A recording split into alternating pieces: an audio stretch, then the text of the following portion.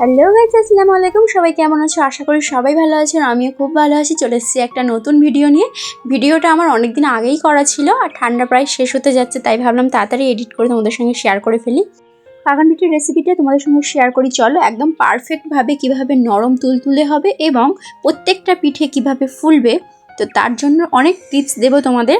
তো পাকান পিঠে করার জন্য আমি এখানে নিয়ে নিয়েছি 500 গ্রাম ভিজে চালের আটা, তার অর্ধেক ময়দা, তার মানে 250 গ্রাম, আর নিয়েছি 500 গ্রাম হচ্ছে খেজুরের গুড়, নিয়েছি অর্ধেক মালা নারকেল কুচি, এক মালার অর্ধেক নারকেল কুচি, আর নিয়েছি 3 ভাগের 1 ভাগ হচ্ছে ওই চালের আটার 3 ভাগের 1 ভাগ সুজি, যেটা আগে থেকে ভিজিয়ে রেখেছিলাম, মানে 150 গ্রাম মতো, আর নিয়েছি পানমৌরি বা মৌরি আর খাবারের সোডা।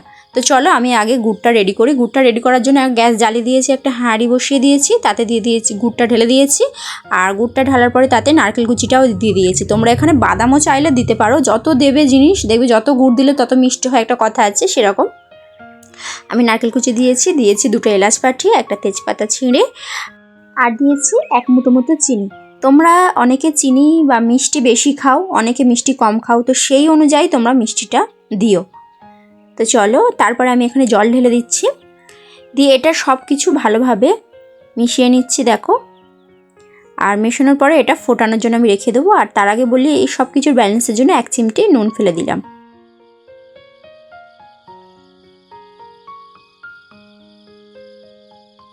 তো গুড়টা আমার ফুটে গেছে, এবার আমি গ্যাসটা অফ করে দেব।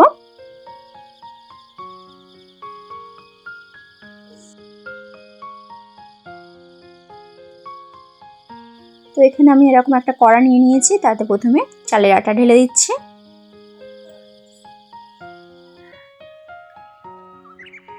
এবার ঢেলে দেব ময়দা,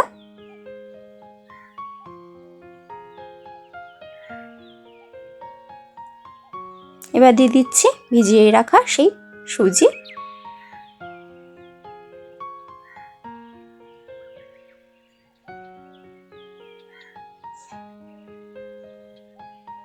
আর দিয়ে দিচ্ছি পানমৌরি, 1 চিমটি নুন।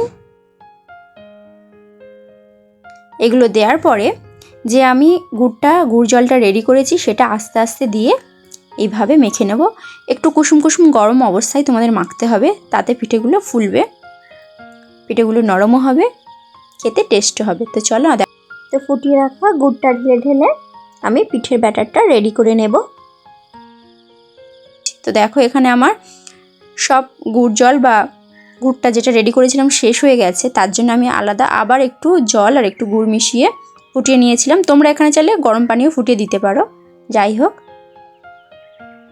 তো দেখো, যে গুড় জলটা লাস্টে আবার ফুটিয়েছি সেটাও আবার একটু রেখে দিয়েছি, কারণ ওটা আবার পরে লাগবে। তো প্রথমে দেখো ভালোভাবে মেখে নিতে হবে, একটুও যেন ভেতরে ডলা ডলা পাকিয়ে না থাকে। তো তারপর আমি হাত দিয়ে আবার মেখে নিচ্ছি। এবার এটা আমি 20 থেকে 30 মিনিট, যত রাখবে তত ভালো, আমি রেস্টে রেখে দেব। তো 30 মিনিট পরে দেখো পিঠের যে ব্যাটারটা ঘন হয়ে গেছে, কারণ এতে সুজি দেওয়া ছিল, তাই জলটা বা গুড়টা অনেকটা টেনে নিয়েছে।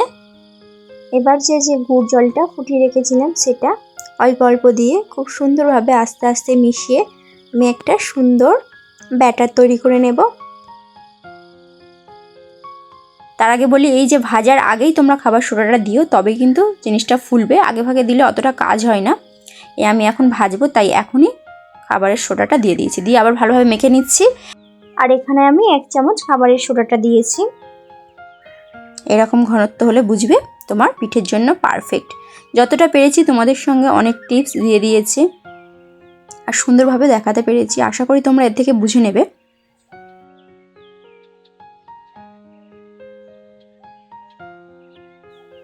তো দেখো পিঠেটা আমি চুলোতেই করব, তাই দেখো চুলো জ্বালিয়ে দিয়েছি, আর চুলোতে এরকম একটা কড়া বসিয়ে নিয়েছি। এই কড়াগুলো 100 টাকা করে দাম, তোমরা এরকম কিনে রাখতে পারো পাকান পিঠে তৈরি করার জন্য।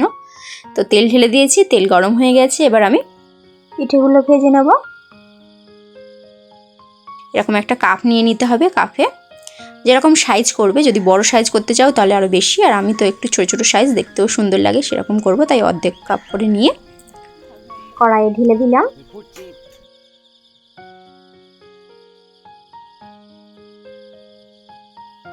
দেখো টপ টপ কেমন ফুলে যায়, পিঠেগুলো একদম পারফেক্টভাবে ফুলবে আর খেতেও খুব সুন্দর হয়েছিল, বিশ্বাস করো। এরকম একটু টিপস মেনে চললে পাকান পিঠে খুবই সুন্দর হবে। অনেকে ভয় করতে চাও না যে আমার পাকান পিঠে কী হয়ে যাবে। আর এটা আবার বলে দিই, তোমরা যদি গ্যাসে করো, গ্যাসের আগুনটা কিন্তু মিডিয়াম টু লো আঁচে রাখবে। আর চুলোতে তো জানো আস্তে আস্তে জাল দিলে হয়ে যাবে, খুব জোরে জাল দেওয়া যাবে না, আর আবার খুব আস্তে জাল দিতে হবে না। আবার ঢেলে দিচ্ছি, দেখো প্রত্যেকটা পিঠে আমার কত সুন্দর ফুলছে। আর আমি হচ্ছে একটু সন্ধ্যার দিকে প্রথমে একটু দেখো বিকেল বিকেল ছিল, যাতে ভাববে না যে একটা পিঠে বারবার দেখাচ্ছি, ভালোভাবে লক্ষ্য করবে, দেখবে আমি প্রত্যেকটা পিঠে আমার এরকম ফুলে ছিল। আর যতদিন রেখেছিলাম এরকম নরমও ছিল। তো পিঠেগুলো খেতে ওপর থেকে ক্রাঞ্চি আর ভেতরে একদম নরম, খুব সুন্দর ছিল। আর টেস্ট হয়েছিল প্রচুর দুর্দান্ত লেগেছিল, বিশ্বাস করো। রেসিপিটা কেমন লাগলো তোমরা কিন্তু অবশ্যই জানিও। আর যাদের ভালো লাগবে তারা কিন্তু একটা কমেন্ট, একটা শেয়ার করে দিও। আর যারা নতুন তারা চ্যানেলটা সাবস্ক্রাইব করতে একদম ভুলবে না। তো সবাই ভালো থেকো, সুস্থ থেকো, আল্লাহ হাফেজ।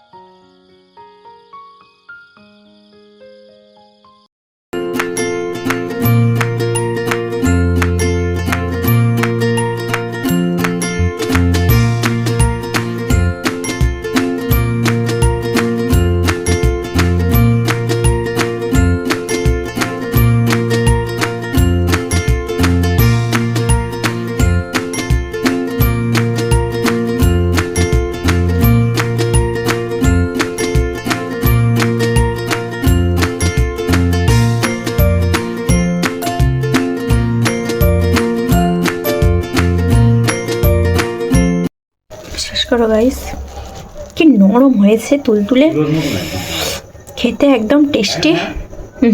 ভিডিও করছে না, টেস্টি একদম নরম। আর এটা তুমি যতদিন রাখবে ততদিন এরকম নরম থাকবে।